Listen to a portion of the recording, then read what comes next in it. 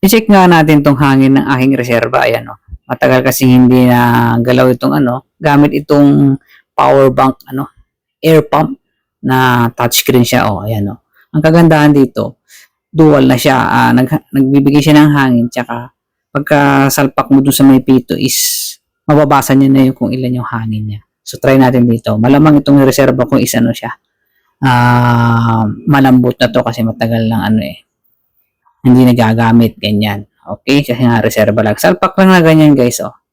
Pagkasalpak mo na ganyan, makikita mo na agad. So, yun, 27 lang. Okay? So, iset natin siya ng kahit 33. Yan. Okay? Tapos, i-on lang natin. Okay? Ayan na. Oh. Pagkatapos niyan, pag na-reach niya na yung 33, ayan, 29, kusang titigil pa yan, di ba? So, napakaganda na itong na to.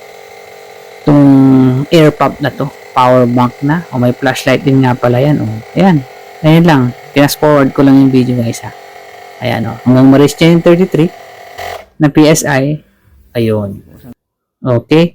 So, tumigil na siya. So, tanggalin na natin, Ayan. Ayan sa basket natin, 33 na ngayon yung hangin ng ating gulong. Check out na kayo, guys. Importante ito sa biyahe, mga